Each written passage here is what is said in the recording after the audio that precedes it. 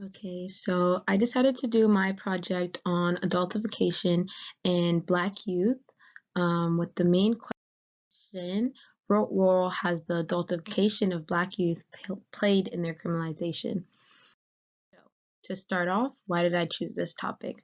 I feel like it's not often talked about when we're talking like about things like the school to prison pipeline or just Black girls' experience in general or Black men's experience in general or any just Black youth period experience in general. We don't talk about the adultification that they have to go through like a early age.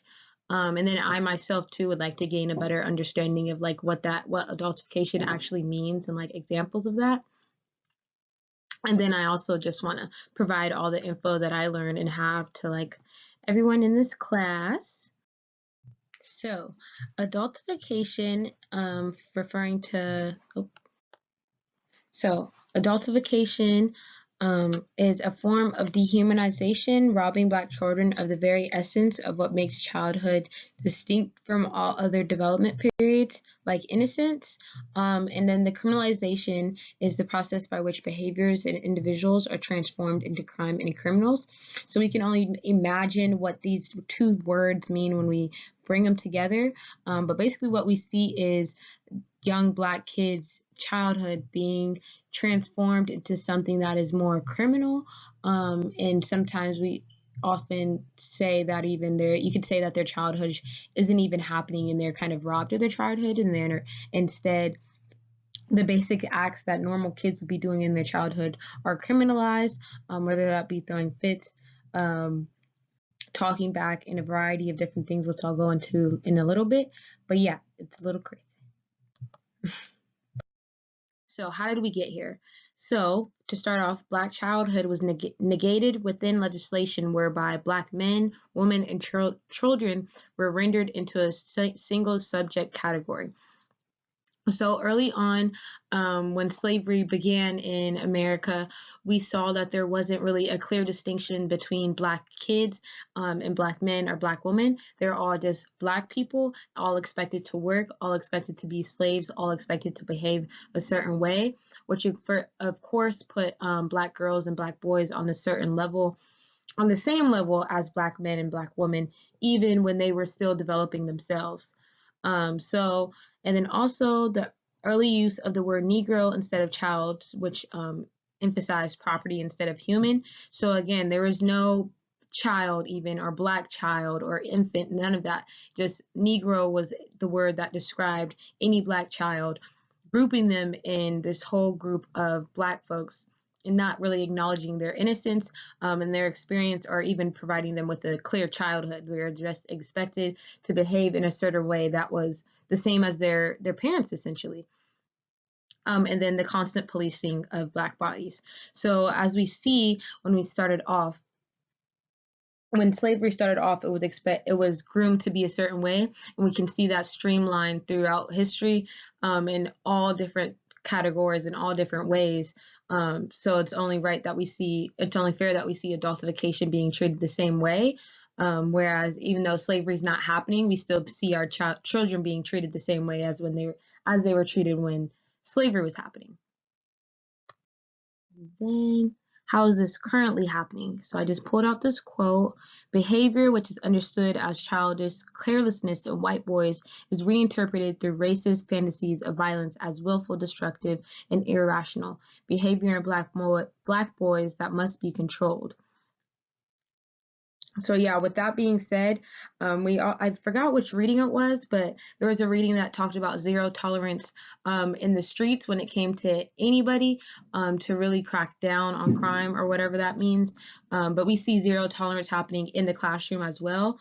So that just shows us that our Black students and Black youth are experiencing these things outside of the classroom as well, and are being harshly punished and criminalized for things that any Black child would be expected to do. And in addition to that, they are being expected to do certain things that usually adults would be doing. So we see Black youth being stopped by police and being expected to have certain things on them, or being expected to be doing certain things. That's a result of adultification.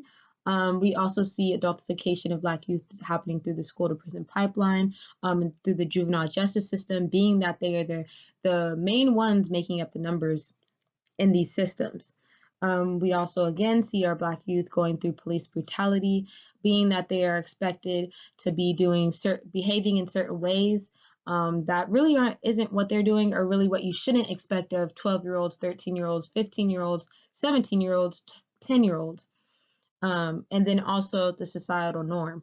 So when it comes to the adultification of Black girls, we see that their body is being over-sexualized a lot of times, and we see a lot of that happening through society, society assuming that Black girls' bodies develop faster than others, being that they need to behave, or resulting in they need to behave a certain way, they need to dress a certain way, all these things that we really shouldn't be enforcing on young girls, but we are, because we're expecting them to be a certain way, and which is more adult-like, really isn't acknowledging their childhood.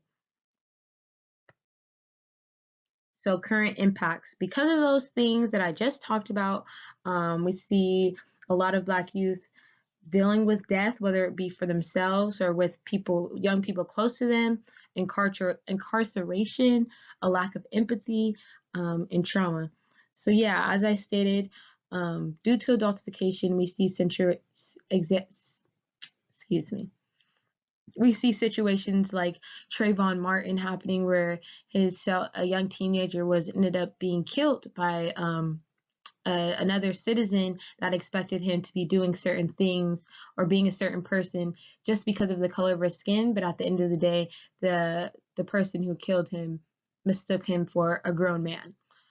We also see, like I stated earlier, Black youth being pushed into the school to prison pipeline and making up a large number of the juvenile justice system. Main reason being because they're expected and being criminalized due to them being expected to do these certain things or act a certain way, forcing them to come in more contact with police officers. And then also a lack of empathy. So even when we do see young folks just looking for certain things for survival, or coming in contact with police officers or that type of thing, there's a lack of empathy and really a lack of understanding. People don't really look at Black children as children and just as adults. So even in the classroom, when we see these zero tolerance policies happening and young kids are getting in trouble for being defiant or talking out of turn or even just throwing a tantrum, it's handled as they should be handcuffed and taken away, rather than we should see what's going on here. They are only 10 years old, so maybe them being upset or them crying a lot is okay, and we should acknowledge that. There's not really any of that for Black youth a lot of times. And then through all of these things, of course, there's a lot of trauma that is put on Black youth that isn't really acknowledged, again, because I feel like adultification isn't really talked about. And with adultification comes a lot of stress for young Black people. They're expected to be adults when they're sometimes only 10 years old or even younger than that, and expected to behave older than what they actually are. That's a lot to put on to a young person, which can only result in harm for them. So yeah, for next steps, like I said, this can be hard and very traumatic for Black youth to go through from the day they're born. So it's very important that us as Black folks, Black adults even, to remember that we need to heal from these things, because there's a lot of grown adults that haven't really dealt with that they have experienced adultification, that they were expected to act a certain way and expected to behave a certain way, and when they couldn't, they were punished for that. So yeah, it's important, if we want to move forward and really address this issue, we have to first heal from that. And then also, I just want to remind folks that we should be advocating for Black youth in all spaces, because it often seems like in a lot of places people expect Black youth to behave a certain way, which is, of course, is difficult to do when it's something that's not really in your reach, when you're expected to act older than your age or expected to be a certain way. It's very difficult when that's not tangible.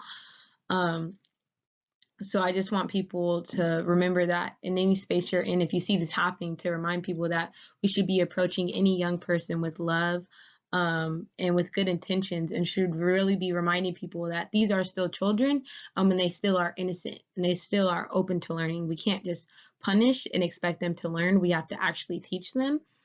And then lastly, fight back.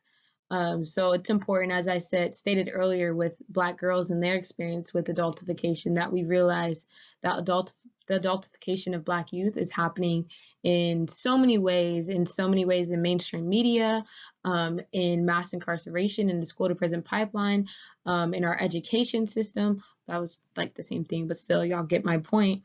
That is happening everywhere. So it's really important that we acknowledge that in every space we're in, to try and, of course, create a safe space for our Black youth, and allow them to actually have the childhood that they deserve, and not the erasure of their childhood instead. But yeah, we're excited, and that's it. Thank you for listening.